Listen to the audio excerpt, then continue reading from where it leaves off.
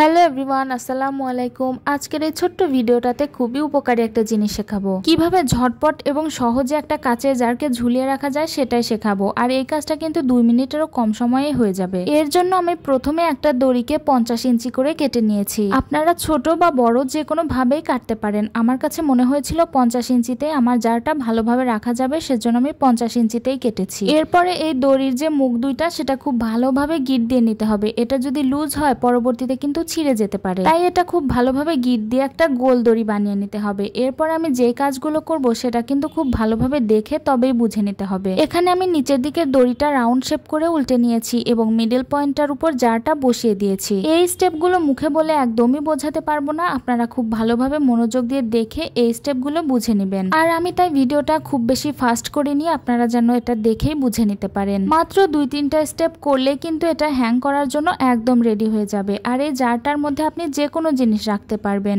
ফুল অথবা indoor plant এই জারটার মধ্যে রাখতে পারবেন, দেখতে কিন্তু খুবই কিউট লাগে। আর আপনি যদি এই জিনিসটাতে বেশি সেফটি চান তাহলে একটা কাজ করতে পারেন, সেটা কিন্তু আমি নিজে করিনি, তবে আপনি করতে পারেন। নিচের দিকে বা সাইডে যে দড়িগুলো আছে সেগুলো গ্লুগান দিয়ে জারের সাথে পার্মানেন্টলি আটকে দিতে পারেন, তাহলে পড়ে যাওয়ার কোনো ভয়ই থাকবে না। আজকের এই আইডিয়াটা আপনাদের কাছে কেমন লাগলো কমেন্টে জানাবেন। আল্লাহ হাফেজ।